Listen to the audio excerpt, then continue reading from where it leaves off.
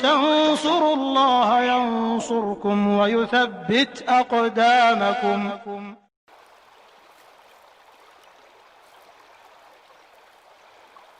Alhamdulillah, kita lanjutkan kitab Sharif Anil Haqnya.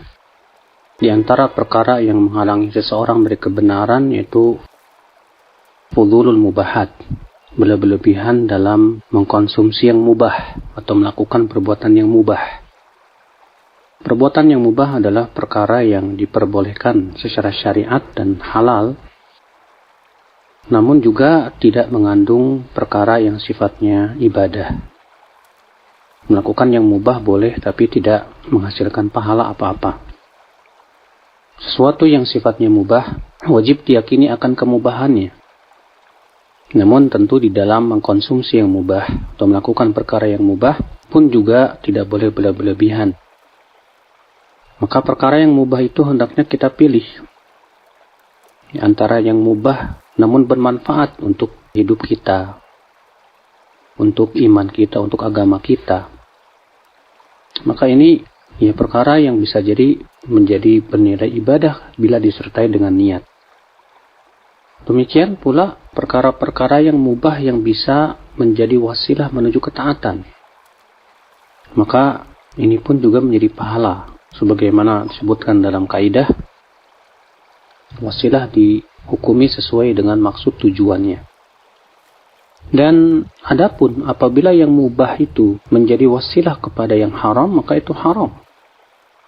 Atau menjadi wasilah kepada yang makruh, maka itu makruh. Dan apabila yang mubah itu sesuatu yang sia-sia, tidak ada manfaatnya sama sekali, maka ini yang tidak bernilai pahala. Dan memperbanyaknya itu adalah kerugian.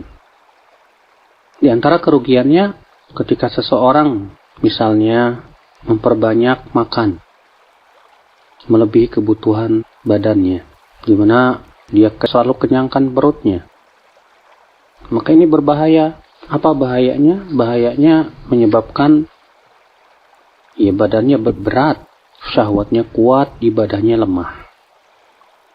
Imam Syafi'i rahimahullah berkata, "Inna syaba' yuthqilul badan wa yuqassil qalb wa yuzilul fitnah wa yajlibun naum wa yud'if sahibahu 'anil ibadah."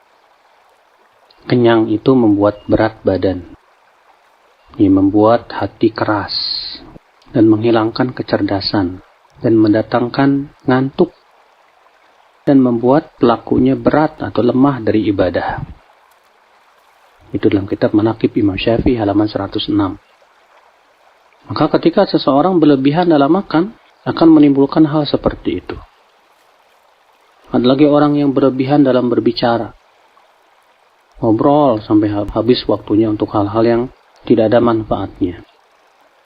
Akhirnya memalingkan ia dari banyak sekali hal-hal yang bermanfaat. Ibadah, zikir, dan yang lainnya. Ada orang yang berlebihan dalam nonton bola. Akhirnya terkadang jatuh kepada perbuatan yang tidak baik. Seperti menonton aurat, melihat aurat, tentu ini tidak boleh.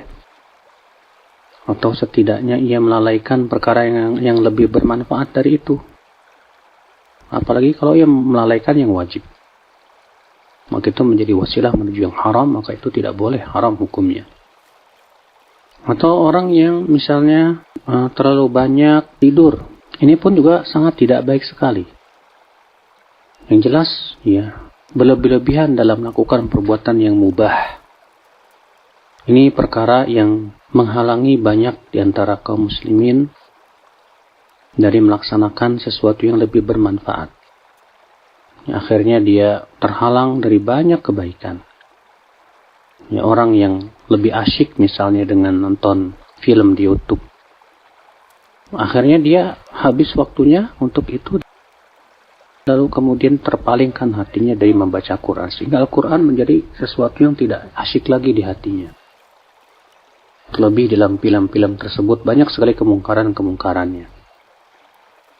Orang yang lebih asyik yang ngobrol di WhatsApp, itu lebih asyik bagi dia daripada membaca kitab-kitab yang bermanfaat. Orang yang lebih asyik dengan media sosial, akhirnya itu bagi dia lebih mengasyikkan di hatinya daripada ia menghasilkan ilmu yang bermanfaat. Nah, tentu ia akan terhalang dari banyak kebaikan dan kebenaran. Ya, Allahu a'lam.